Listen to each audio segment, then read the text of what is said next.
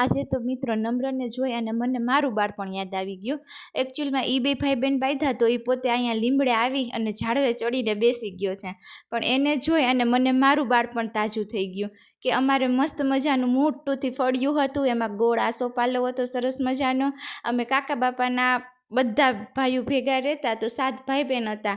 એક એક ડાળખીએ એક એક ભાઈ બહેન બેસી જાય બપોર પછી અને એવી મસ્તી કરીએ કે ન પૂછો વાત. આંબલીના કાતરા હોય થોડાક એ ખાઈએ, લીંબુ હોય એના ફાડા કરી એમાં ચટણી મીઠું અને ખાંડ નાખી અને મસ્ત મજાના રૂમાલમાં વીંટી અને ચૂસી, એ મજા આવે, બહુ જ મજા આવે. ને આને જોઈ આ તો ગુસ્સામાં અહીંયા આવીને બેસી ગયો છે, પણ હવે બહુ ખુશ છે. અહીંયા આ બધું ખેતર ને ઝાડવામાં મસ્ત ઠંડો પવન આવે છે. પણ એને જોઈને હકીકતથી મને છે ને મારું પોતાનું બાળપણ, જૂનું ફળિયું, આસોપાલવનું ઝાડ, એ બધું યાદ આવી ગયું. જો કેવો મસ્ત અહીંયા બેઠો છે ને ખેતર જુએ છે. મને મારા બાળપણની ખૂબ યાદ આવી આજે આને જોઈને. થેન્ક યુ, ધન્યવાદ, બાય.